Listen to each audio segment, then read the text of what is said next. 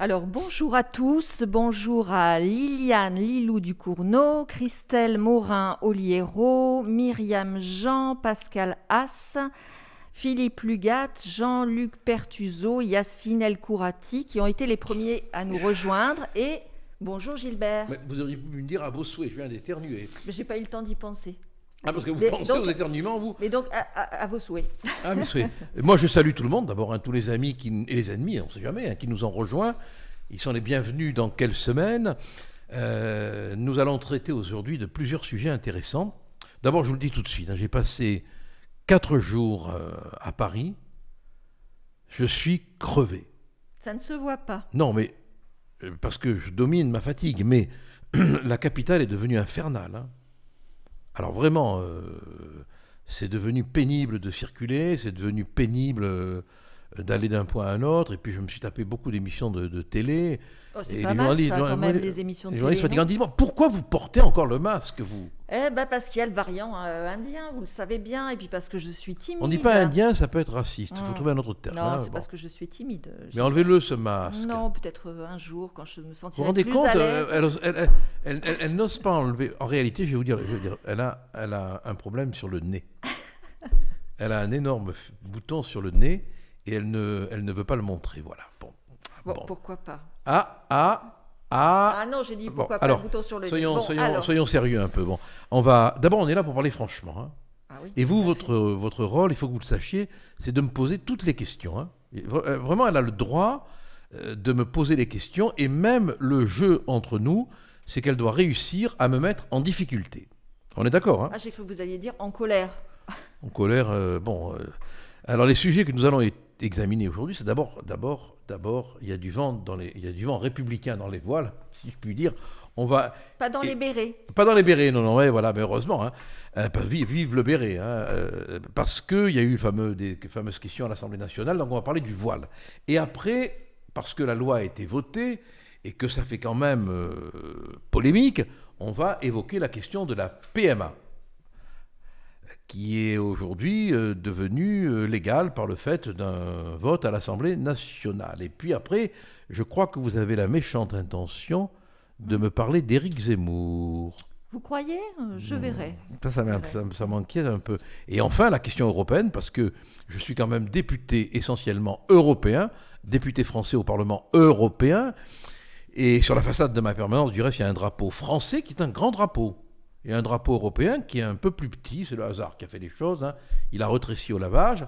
Donc c'est en tant que député européen que j'interviens, et on évoquera la question de la Turquie. De la Turquie qui demande quoi? Qui demande des sous.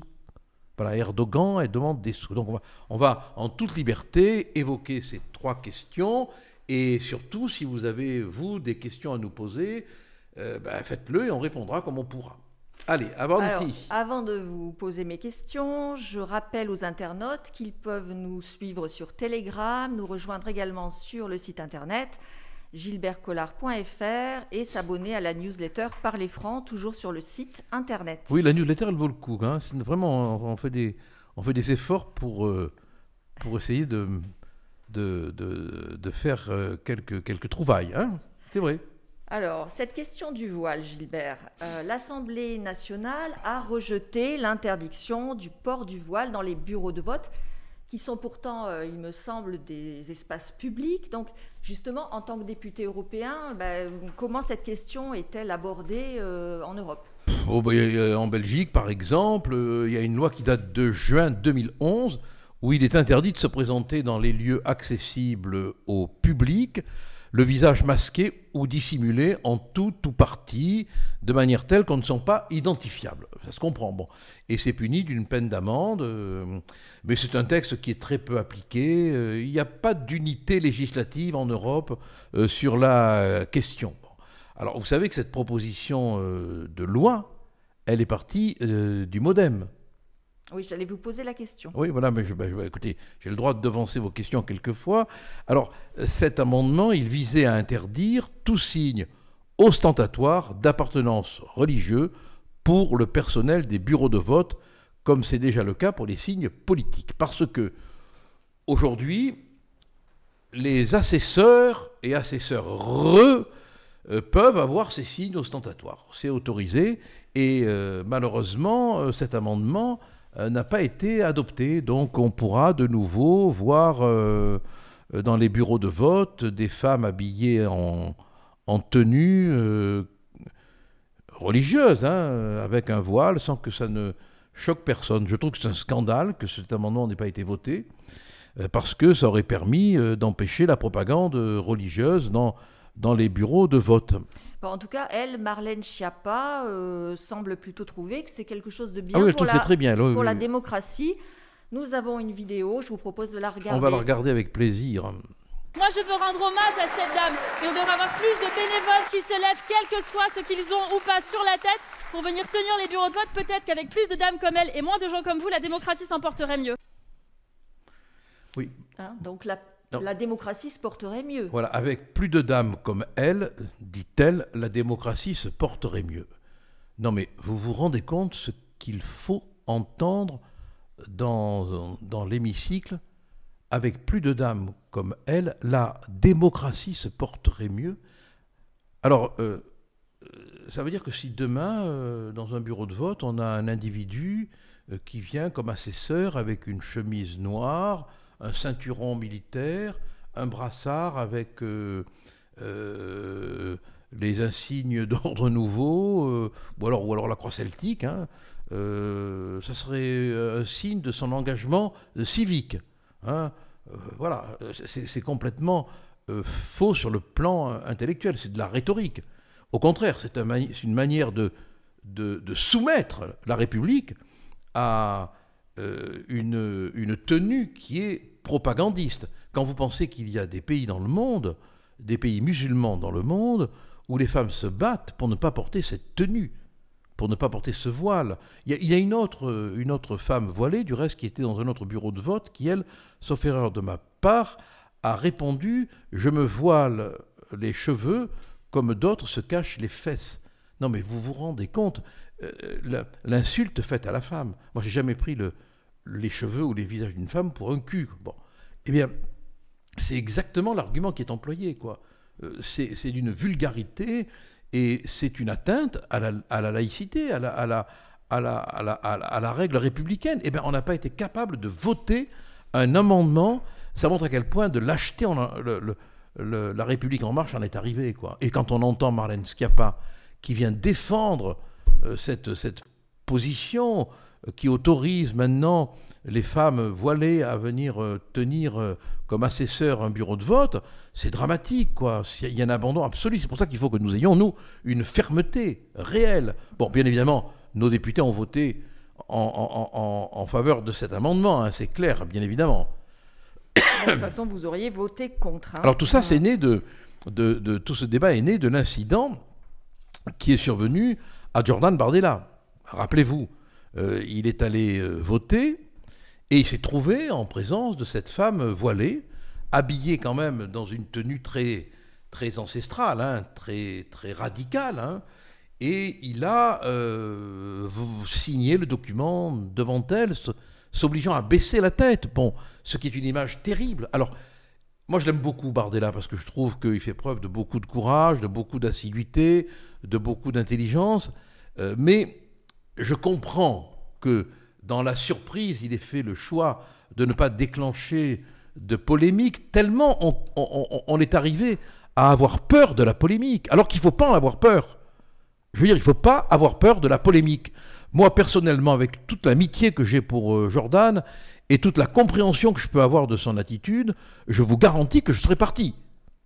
J'aurais dit gentiment et poliment à cette personne que je la respecte en tant que personne, mais que sa tenue qui exprime une propagande religieuse, qui exprime un état de soumission de la femme, est incompatible avec l'idée que je me fais du respect qu'on doit à un lieu où les gens vont voter quand même, ce n'est pas rien. Ils vont exprimer là leur opinion politique et elle est parasitée par une tenue extrémiste, radicale, religieuse. Et franchement, je serais parti poliment, mais je n'aurais pas signé.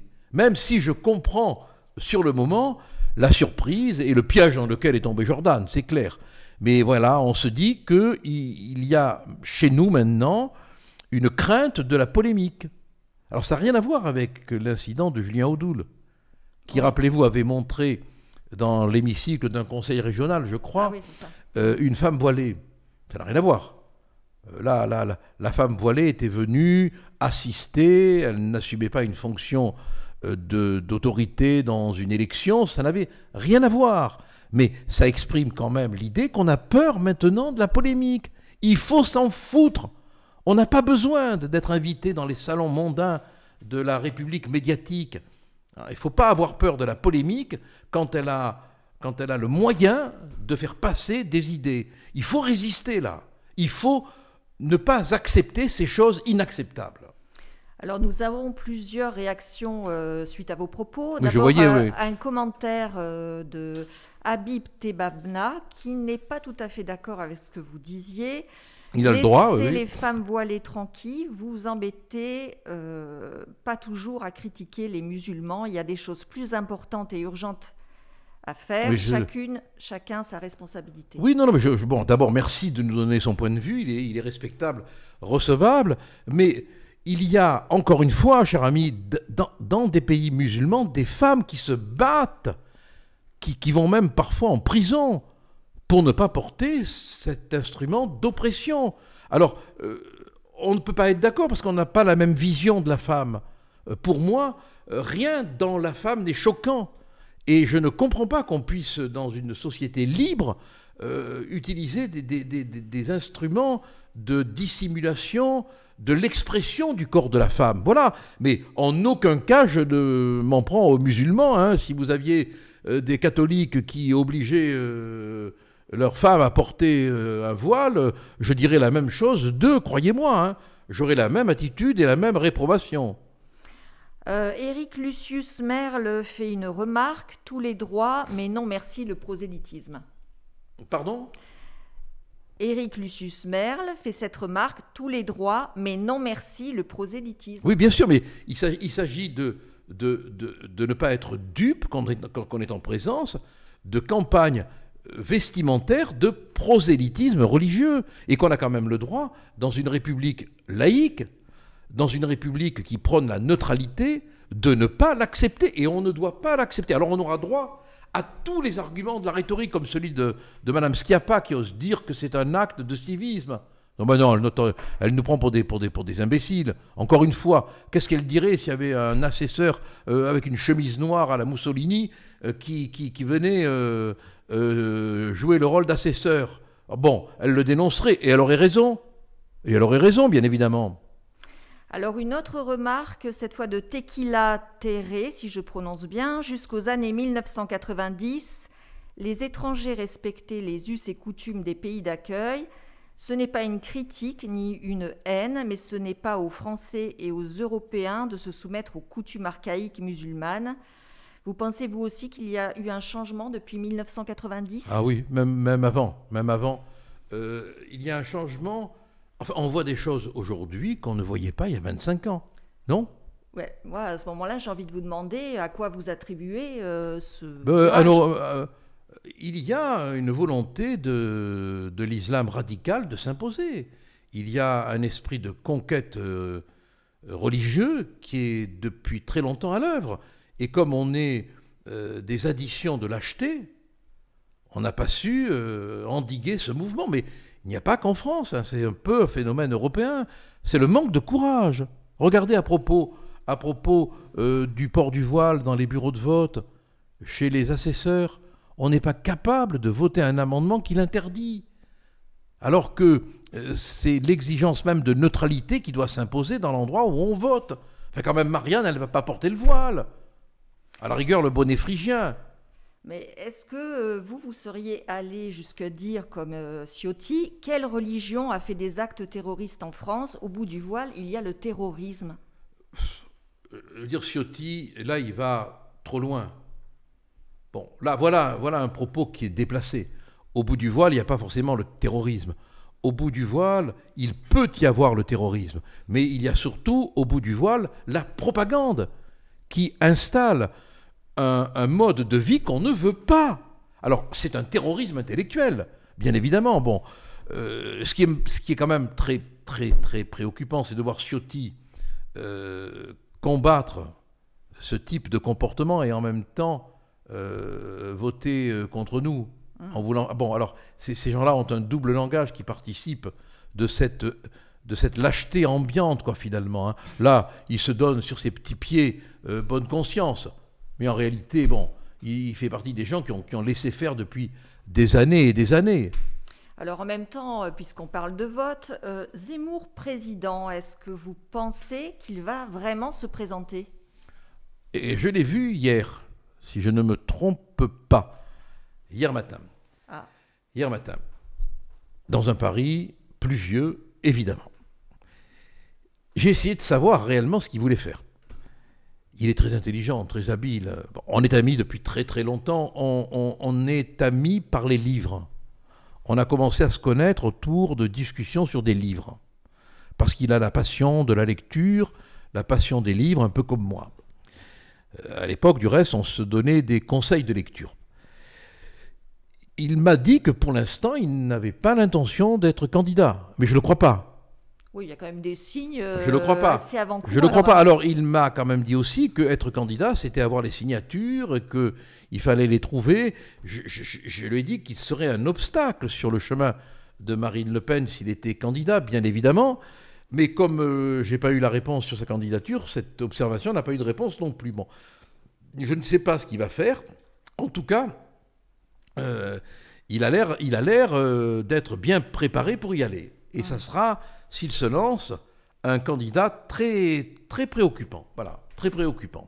Oui. Parce qu'il peut fédérer beaucoup de monde. D'ailleurs, je ne résiste pas au plaisir de vous montrer cette vidéo. Non, pas. Ah non. Regardez. Ah, non. Tout est né, je pense, de la volonté de délépénisation du mouvement.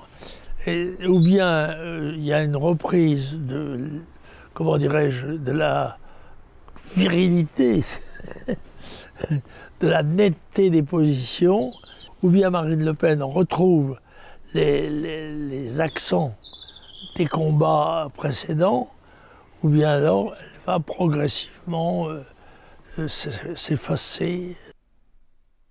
Alors, Gilbert, votre réaction ? D'abord, une observation, comment pourrais-je dire, gérontologique. D'emmerder le monde... Ça maintient en forme. Ça maintient en forme. Il a inventé le sérum de bonne santé, quoi, hein, de bonne durée. Hein. Bon, je ne suis pas d'accord avec lui quand il dit que le discours ou que le Rassemblement national...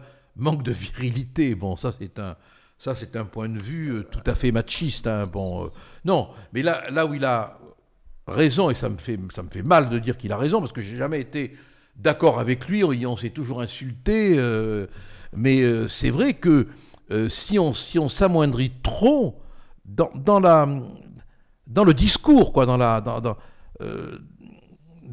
volonté de dire les choses comme elles sont, quoi. On risque de perdre notre piment républicain, notre piment politique, quoi. Encore une fois, il ne faut pas avoir peur de la polémique, il ne faut pas avoir peur de dire les choses comme elles sont. Bon, un peu comme Zemmour, donc. Non, parce que Marine Le Pen n'a pas changé dans ses idées. Il n'y a pas, contrairement à ce que pourrait croire Jean-Marie Le Pen, il n'y a pas eu de variation dans les idées. C'est le ton. Mais c'est un syndrome bien connu. Hein. Jean Genet l'avait décrit, sauf erreur de ma part, en l'appelant le syndrome du stigmate. C'est-à-dire que quand on est attaqué, quand on est critiqué, quand on est vilipendé, on finit par croire que véritablement on l'est. Critiquable, vilipendable. Et on cherche inconsciemment et involontairement presque à démontrer qu'on n'est pas ce que l'on dit méchamment de vous. Ce qui nous amène à voir notre ami Jordan qui peut-être dans un autre moment aurait eu une attitude beaucoup plus révoltée, beaucoup plus polémique. Mais non, il faut s'en foutre. Mais on s'en fout de ce qu'ils peuvent dire. Moi, j'ai pas envie de paraître respectable aux yeux de ces gens-là, dont le respect ne m'intéresse pas du tout. J'ai pas envie d'avoir le prix Nobel médiatique de la paix. J'ai envie de dire les choses comme je les pense. Bon, alors, il n'a pas tort, Papy, de faire de la résistance, là. Il n'a pas tort. Mais quand il dit, par exemple, qu'on assiste à une délepénisation, il a tort. Bon, le passé, il fallait s'en débarrasser. Bon, mais maintenant, il ne faut pas avoir peur des mots. Voilà, je crois que c'est ça le problème. Il faut pas chercher d'alignement. On n'a pas à s'aligner. Je veux dire que c'est quand même dommage que ce soit Nadine Morano qui vienne nous dire qu'à la place de Jordan, elle n'aurait pas signé. Donc vous diriez que c'est cette espèce de discours un peu plus consensuel qui est responsable des échecs aux élections ? Je vous donne mon explication. Elle est valable ou elle n'est pas valable, j'en sais rien. Il faudra en discuter amicalement avec les membres du Rassemblement national. Je crois qu'ils ont réussi à nous mettre dans une position où on cherche à démontrer que ce qu'ils disent de nous n'est pas fondé, alors que ce qu'ils disent de nous, de fait, n'est pas fondé. On cherche à se dédiaboliser, mais quand on veut se dédiaboliser, c'est qu'on intériorise l'idée qu'il y a le diable. Moi, j'ai toujours été contre la dédiabolisation. J'ai même été contre le changement de nom, puisque j'avais déposé à l'époque le nom de Front National Républicain. Je m'étais dit, chaque fois qu'ils parleront de Front Républicain, ils nous feront de la pub. Bon, voilà, donc je n'ai aucune raison, moi, de me sentir diabolisé, je veux dire. C'est un truc, ça, c'est une invention. Et puis, la preuve que c'est complètement fantasmatique, comme dirait Dupont, chez lequel on perquisitionne en ce moment, c'est que Darmanin va dire le Rassemblement National est satanique. Non, mais enfin, il faut en rigoler, quoi. Il est... moi, je vous conseille, quand vous vous approchez de Darmanin, de porter de l'ail. Hein. Bon, en attendant, Jacques Le Canard a une question pour vous. Bonjour, Monsieur Collard. Si Éric Zemmour venait à se présenter, beaucoup de gens seraient tiraillés entre, d'un côté, voter Marine, car elle a de très grandes chances d'arriver au second tour, et est plus rassembleuse, et de l'autre, voter Zemmour, car les idées qu'il défend correspondent plus à leurs convictions. Que choisir entre vote utile et vote par conviction ? Alors, pour l'instant, la candidate, c'est Marine. Bon, il faudrait que Éric se rallie à Marine et que Marine fasse aussi les efforts personnels et que nous fassions les efforts collectifs pour enrégimenter avec nous Éric Zemmour. C'est clair. Qu'on ne dise pas de mal de lui, qu'on ne le critique pas, ça ne sert à rien.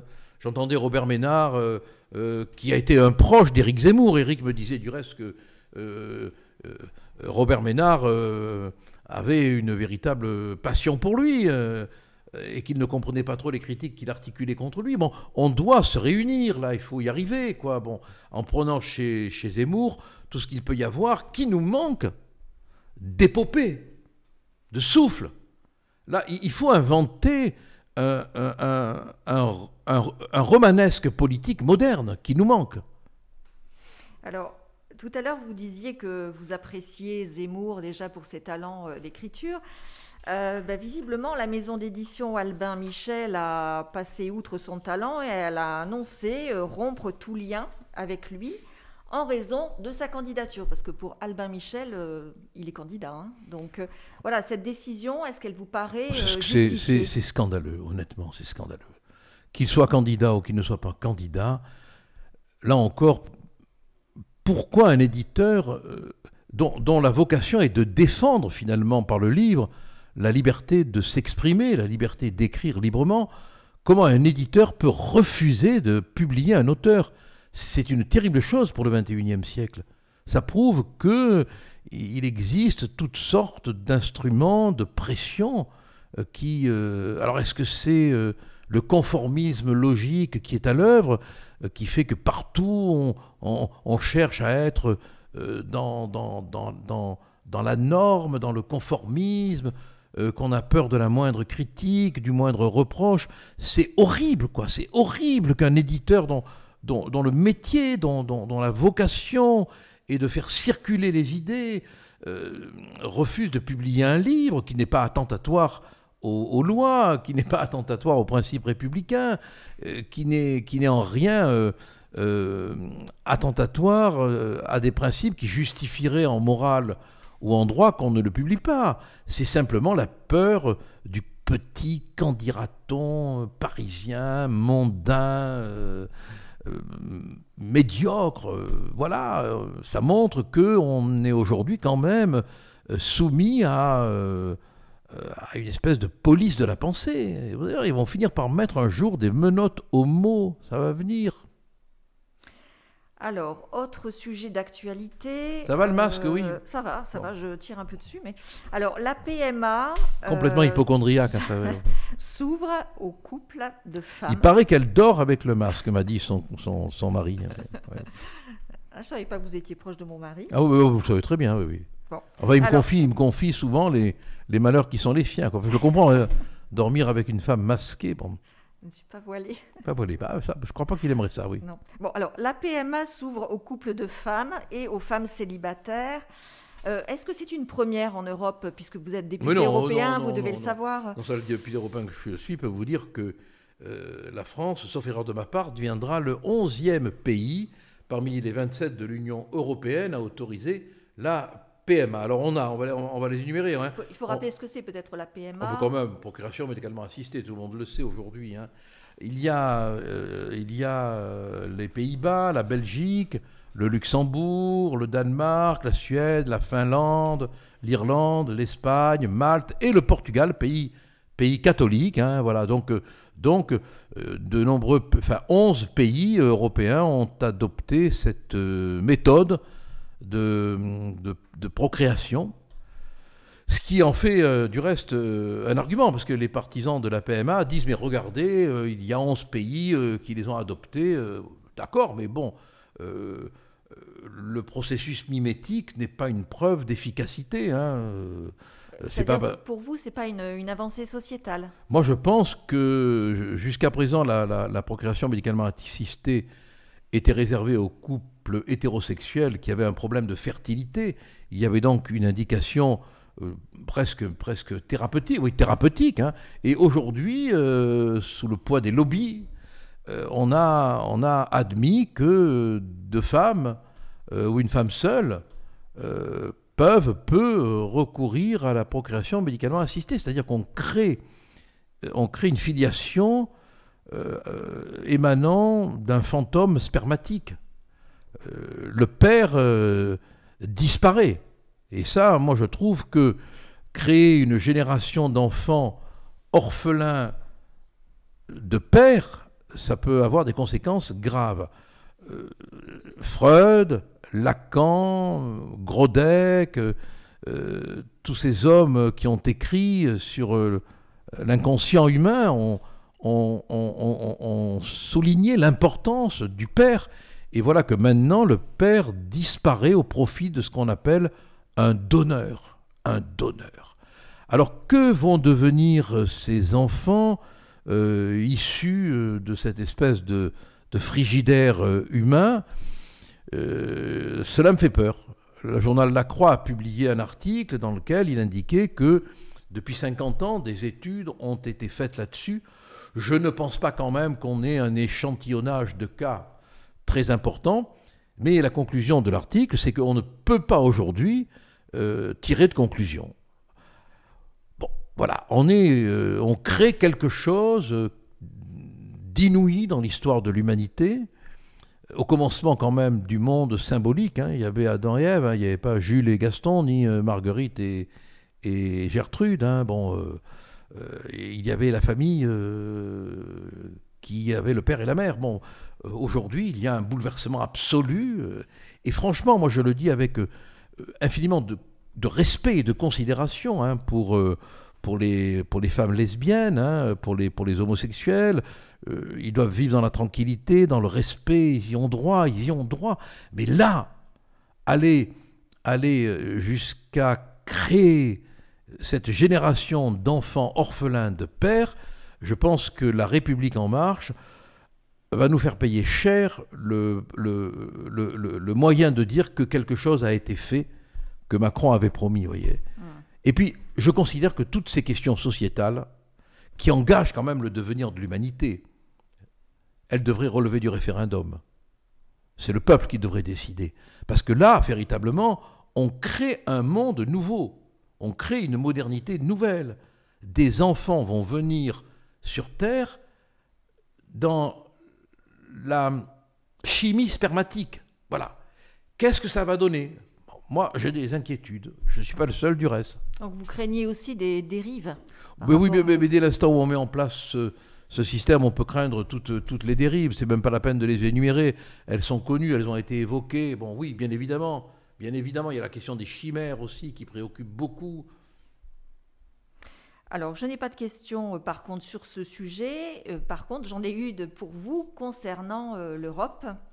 Alors, vous parliez tout à l'heure de la Turquie, mais qui visiblement a encore fait des siennes. Mais aujourd'hui aussi, il y a un tournant dans l'histoire de l'Union européenne, puisqu'il y a un changement de présidence. Le Premier ministre portugais a cédé sa place à son homologue slovène. Oui, alors, est-ce que vous le connaissez? Il s'agit, alors là, je ne sais pas comment on prononce en slovène. Vous avez, vous, des... Non, je n'ai pas pris de cours de slovène. Vous ne savez pas prononcer le slovène? Eh non. Quelle déception. Mais personne ne nous en voudra, je pense. Alors, il s'appelle Janez. On prononce à la française, on a le droit. Hein.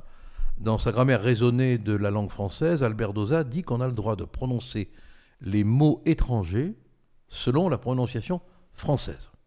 Bon, voilà. Donc on devrait pouvoir dire Facebook. Oui. Ou alors un match de football. Bon, on aurait l'air un peu con quand même, mais on a le droit. Il y a une règle de grammaire qui est codifiée. Bon, alors le président Janez Janša, comme il fait partie du camp des illibéraux, il est déjà, alors là, il n'a pas encore pris la présidence, mais il est démoli de tous les côtés. Hein. Alors, on nous explique qu'il n'a pas les meilleurs rapports qui soient avec Bruxelles. Il y a un journal qui titre l'arrivée d'un ultra-conservateur. Parce que maintenant, on n'est pas que conservateur, on est ultra-conservateur. Bon, alors à l'arrivée... aussi ultra-libéral. Hein. Voilà. Alors, le Figaro titre la présidence slovène de l'Union européenne sous surveillance. Quoi. Voilà, bon, on en est là Oui, il n'a pas intérêt à faire de faux pas. Hein. Ah non. Mais je crois qu'il ne fera pas de faux pas. Hein. Enfin, mais voilà, il est ultra conservateur. Voilà, donc il est donc tout de suite critiqué, attaqué, vilipendé. Voilà, c'est comme ça. Et est-ce que vous saviez qu'on le surnommait le mini-Trump? Oui, bien sûr, mais ça fait partie aussi des processus de stigmatisation. On l'a pas surnommé aussi le maréchal Twitter? C'est possible. C'est possible, je ne sais pas si c'est lui ou un autre. Oui, voilà. Oui, parce qu'il fait de nombreux tweets, c'est ça. Oui. C'est du reste, c'est pas mal le maréchal Twitter. Hein. Oui, il fallait l'inventer. Vous auriez pu l'inventer. J'aurais pu l'inventer en faisant un effort. Oui. Alors voilà, ce qui dérange, bien évidemment, chez le maréchal Twitter, c'est sa vision de la souveraineté. Il ne faut pas vouloir être pour son pays souverain. Il ne faut pas que la souveraineté du pays soit défendue. Le Figaro écrit « Janša défend bec et ongle la souveraineté de son pays et se fixe pour objectif de faire comprendre aux dirigeants libéraux de l'Union européenne que les valeurs sont différentes et qu'il n'a pas du tout envie qu'on lui impose ni des idéologies, ni des points de vue.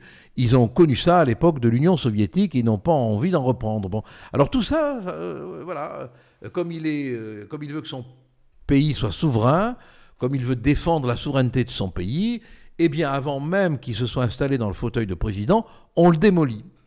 T'en dis long, hein. Oui. Alors, la Turquie. Nous parlons régulièrement de ce pays. Alors, pourquoi, justement, et pourquoi par rapport à l'Union européenne?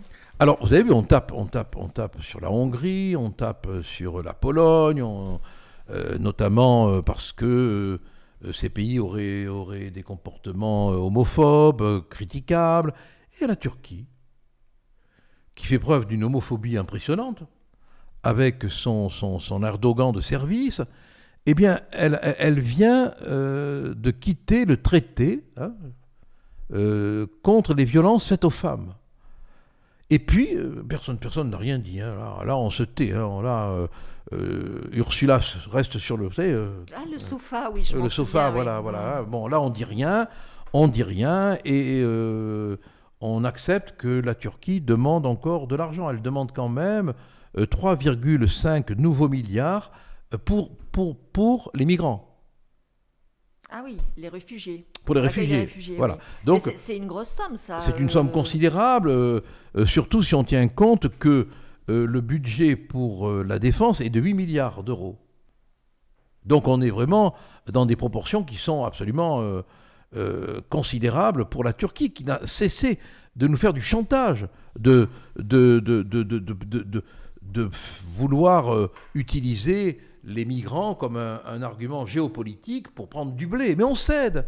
On cède. Pourquoi? Je ne comprends pas. Qu'est-ce qui se cache? Qu'est-ce qu'il y a là-dessous?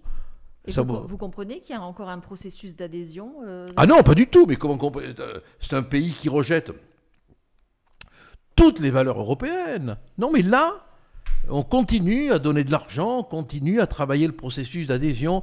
À mon avis, un jour, on comprendra les dessous de table. Les dessous de table. Dessous de table. Eh bien, merci. Alors, c'était bien, moi, je trouve. Hein, la prochaine fois, promettez-nous d'enlever le masque quand même. Non, attendez. On verra. C'est psychanalytique. Hein. Alors, je vous dis merci d'avoir participé à cette petite quelques semaines avec nous. La prochaine fois, on prendra un peu plus de temps si on peut. Hein. Mais là, moi, j'arrive de Paris, donc voilà, et puis, on n'a pas hésité à poser des questions. Voilà, on l'a fait à la va-vite. Hein. Mais n'hésitez pas. Ce qui est important, ce sont les questions que vous allez poser, quoi. Et franchement, on essaie d'y répondre. Même les réactions. Même les réactions, hein, voilà. Merci, à la semaine prochaine. Hein. Oui, et n'oubliez pas que vous pouvez nous suivre sur Telegram, nous retrouver sur le site internet gilbertcollard.fr et vous abonner à notre newsletter Parlez France. Et puis, si vous avez des choses à nous apprendre, comme on mène un vrai combat, et qu'il ne faut pas se laisser faire, n'hésitez pas à nous informer. On a besoin de savoir ce qui se passe dans le pays. Et tous, vous pouvez nous aider. Vous pouvez nous aider.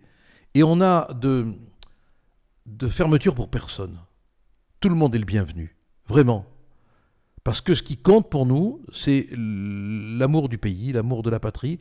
Et il y a des gens de tous horizons, de tous bords, de toutes origines qui peuvent avoir cet amour, on le sait. Oui.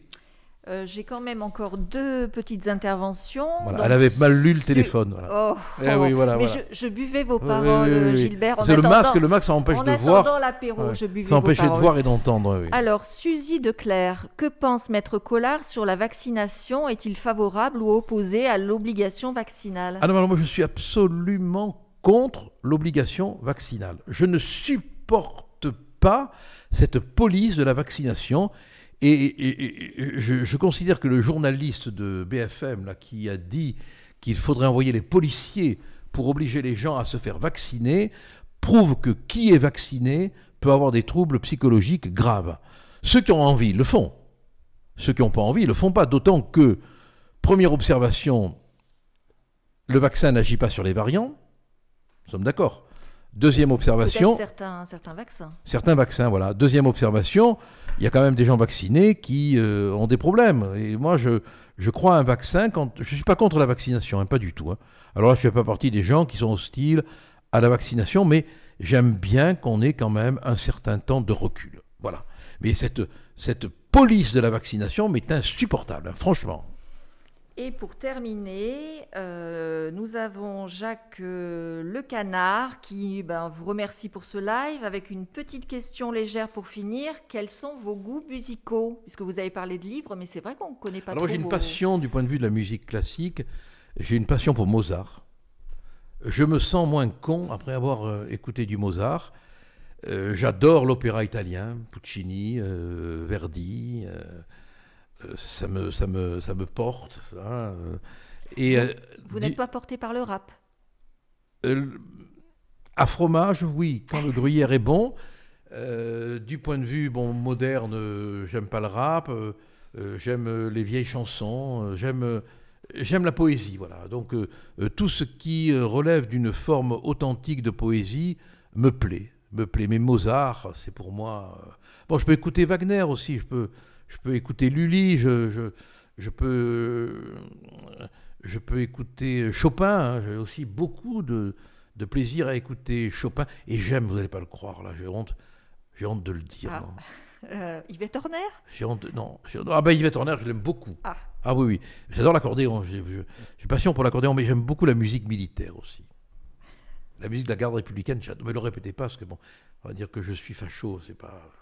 Alors qu'on peut aimer la musique militaire et être antimilitariste, hein, c'est pas incompatible. Hein. Voilà, bon, mais quand même, si je devais choisir un instrument de musique, mon instrument préféré, ce serait l'accordéon. Bah, il n'est pas trop tard pour vous y mettre. Hein. Mais j'ai un accordéon. Ah, Bon, je pourrais vous l'apporter si vous voulez. J'ai un accordéon qui m'a été offert par une avocate qui avait été traduite devant le Conseil de l'Ordre pour manquement à l'obligation de bonne tenue parce qu'elle avait joué... des drôles de fréquentation. Non, mais c'est vrai, parce qu'elle avait joué de l'accordéon dans la rue.